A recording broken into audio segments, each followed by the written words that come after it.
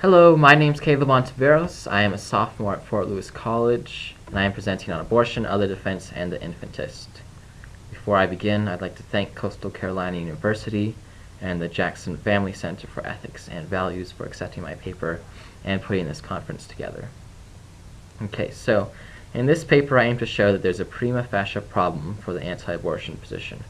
I do not intend to give a conclusive argument against the anti-abortion position, only show that there's a prima facie problem for many anti-abortion positions. So there's an underexplored tension between three beliefs persons tend to hold concerning abortion. It's from these three beliefs that the problem emerges. So many persons think that the fetus has a right to life that is equivalent to the right to life of an adult human, child, or infant. Many persons also think that it's permissible to kill an adult human who is in the act of killing another being with a right to life, but nearly everyone strongly believes that killing abortion doctors is wrong.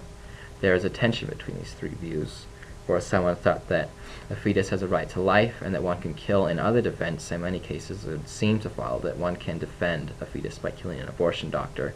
But of course, nearly everyone thinks this is a morally appalling conclusion to draw.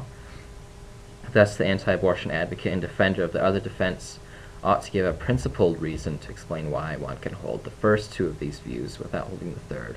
If this tension cannot be resolved, then one ought to give up on three of these views, given that nearly no one thinks abortion is wrong, a radical pacifist, or is a radical. No one who thinks abortion is wrong is a radical pacifist.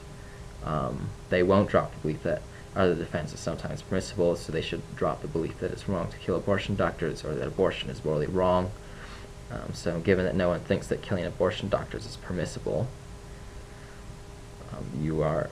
the person who thinks abortion is wrong is pressed to give up her belief that abortion is morally wrong. So this is the prima facie problem. Out of three beliefs, the most plausible one to be dropped is that it's wrong to kill a fetus.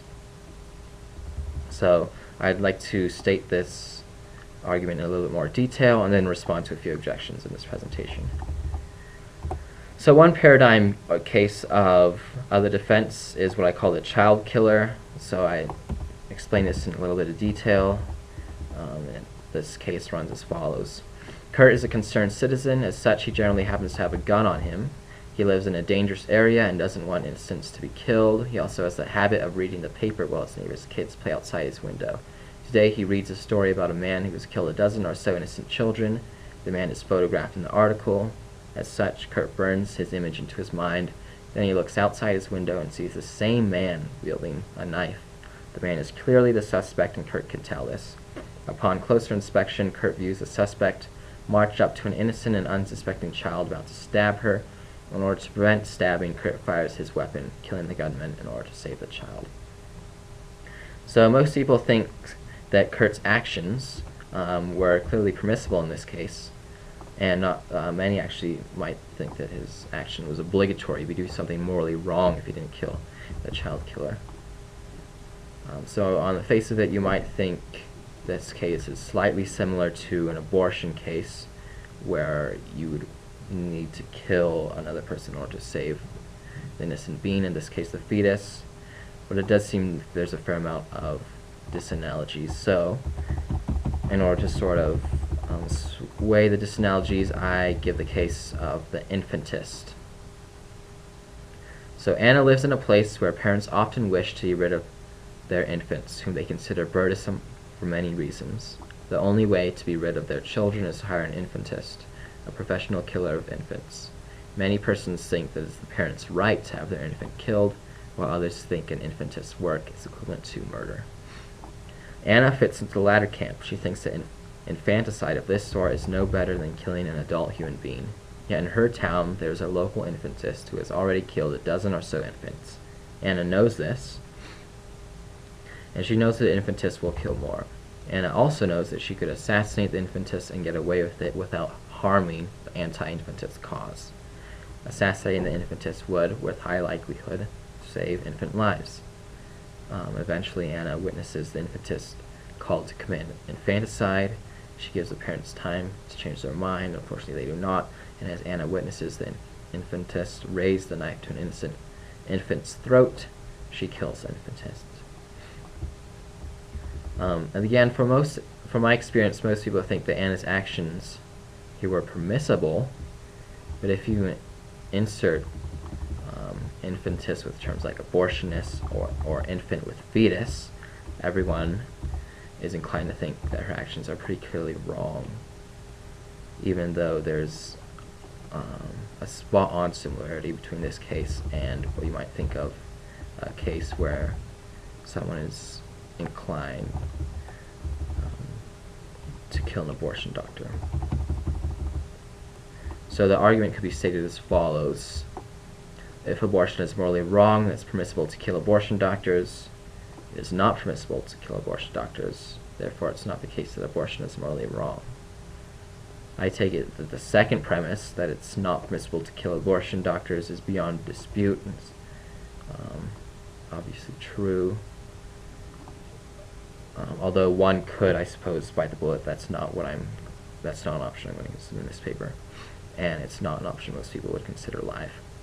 So the first premise would be, if abortion is morally wrong, then it's permissible to kill abortion doctors, would be the premise that one might want to question. My defense for this premise is other defense is permissible in the infantis case, the case you just heard. And then the second premise for this sub-argument would be, if other defense is permissible in the infantis case, then it's permissible to kill abortion doctors. And then 3, it's permissible to kill abortion doctors. So then one can challenge both the first and second premise of this sub-argument. And then there are several ways one could do that. It does seem, though, that the second premise of this sub-argument is pretty strong, that if other defense is permissible in the infantis case, then it's permissible to kill abortion doctors, since these cases are so similar. So one objection between killing in the infantis case is that it's not pragmatic. It's not pragmatic for the anti-infantis cause for Anna to kill an abortion or an infantist. But I just answered in my case that there's no loss for the anti-infantist cause if Anna does kill an infantist. And we can conceive of cases in which that would be true. So then one might argue, well, it's against Anna shouldn't kill an infantist because it's against the law in her town to kill infantists. So then the argument would be, it's permissible to act in other defense, but it's not permissible to act in other defense when one is breaking the law. But this is clearly false. The latter claim is clearly false. Often we think it's actually heroic to act in other defense, even when one is breaking the law. So a case in which the duty to obey the law is overridden is the example of a person who witnesses the Nazi oppression of the Jews and goes on a mission to kill Nazis in order to save many innocent beings, in cases which the person wasn't harming innocent beings by their actions unintendedly, and were fairly clever about getting the right consequences. We would think that even though this behavior is illegal, it's clearly permissible. So even if there's a prima facie duty to obey the law, it seems like cases like the Nazi case or Anna's and Kurt's case, that the duty to act in other defense, or the permissibility to act in other defense, would be sort of override that duty. And then there's probably many good reasons to question that we even have a duty to obey the law, but I'll set those aside. So another objection might be, well, there's a difference between killing murderers and killing killers in other defense. A murderer is someone who intends to kill an innocent being with the right to life, while a killer intends to kill a being who they think does not have a right to life. So the infantist or the abortion doctor is a killer but not a murderer, since we can assume that they don't think the infant has a right to life, or we can assume they think the infant doesn't have a right to not be killed in this situation. But then we would have to say strange things about the Nazi case. So clearly persons who are doing such horrible things at this point in time obviously didn't think that Jews have the right to life. But that doesn't mean that acting in defense of the Jews would be wrong. So then perhaps you should make the distinction between intellectually competent killers and intellectually incompetent killers. You might think it was okay to act in other defense in the Nazi case because the Nazis really should have known better, whereas it's not okay to act in the infantist case or the anti-abortionist case, because it's a case in which people can be reasonably disagree. So this tactic is taken by Audi. So I could read a fairly long quote from him. It is of course controversial whether there is any error in rejecting the arguments for personhood of the fetus. A useful characterization of the moral status virtually everyone agrees the fetus has if it is an innocent child. But supposing these arguments are sound, the question is whether a conscientious, if wrong-headed, rejection of them is sufficient for a degree of moral guilt adequate to warrant, if not preventative killing, then coercive prohibition. Again, our initial example may help. Surely the defender of preventative killing will say that even if the would-be stabber conscientiously thinks that the toddler, if not immediately killed, will infect innocent people with a fatal incurable disease, or for that matter, conscientiously, by his lights at least, takes the toddler to be not a child but a witch, he should be shot.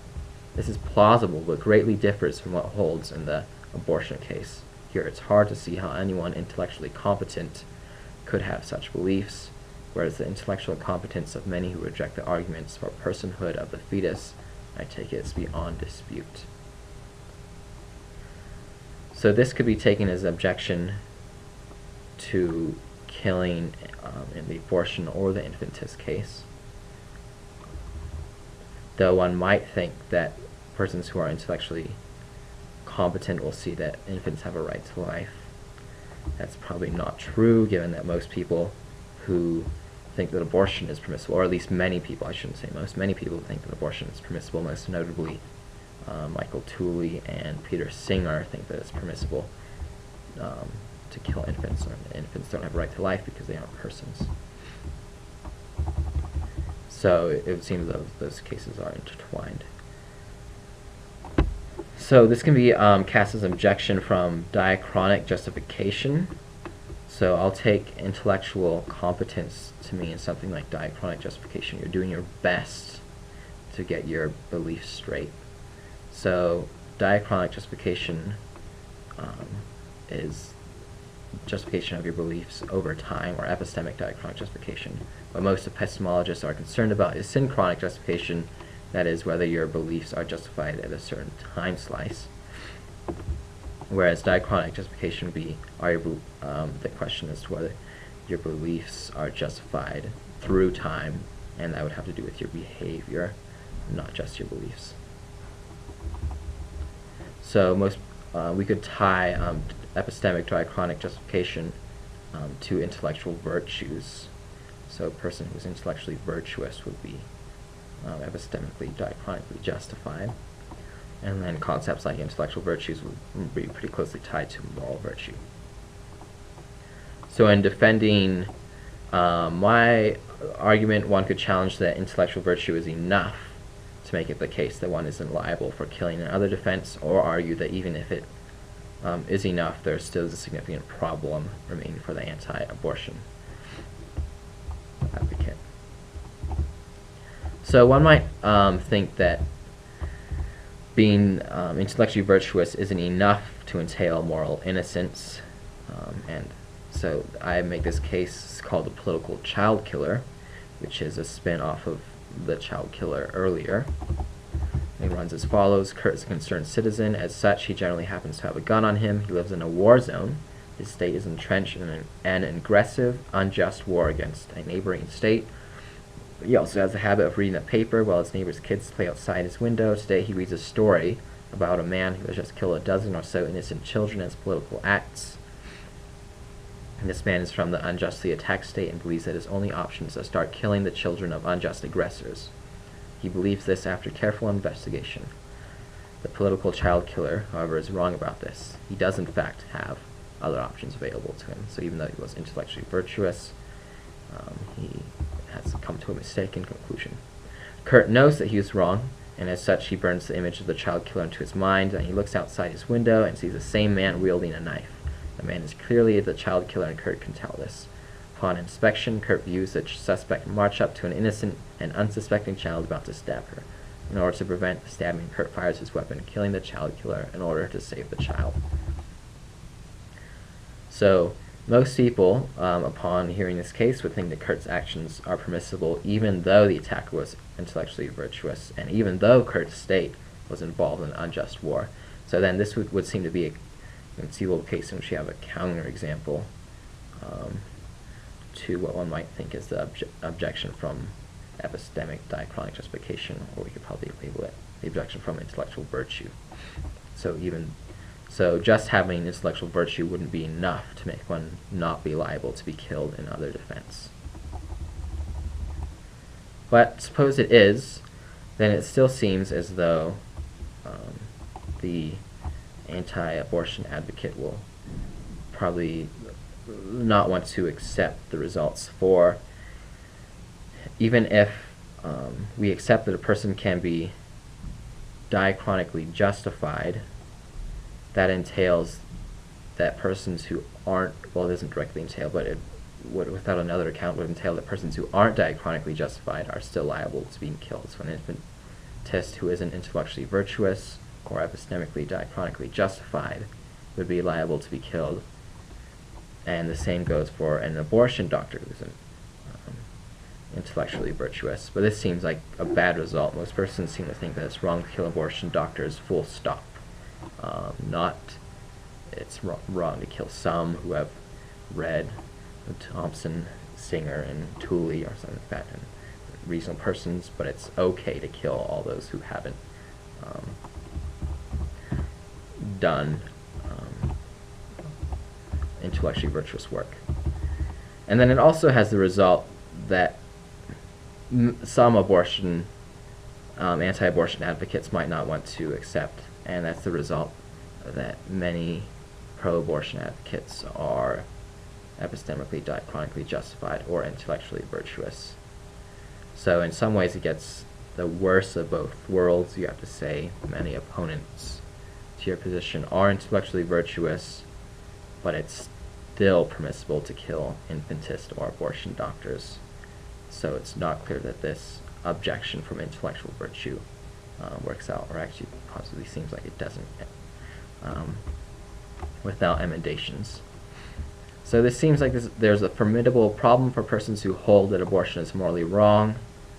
This probably highlights the fact that the other defense demands more philosophical investigation, and the results of the investigation may solve the problem described here. It's not clear to me that this is a conclusive argument against the anti-abortion position, but it does seem to me as though it's prima facie holds a fair amount of force, and perhaps it can be solved, although plausibly it might also, upon further investigation, turn out to be a conclusive argument against the anti-abortion position.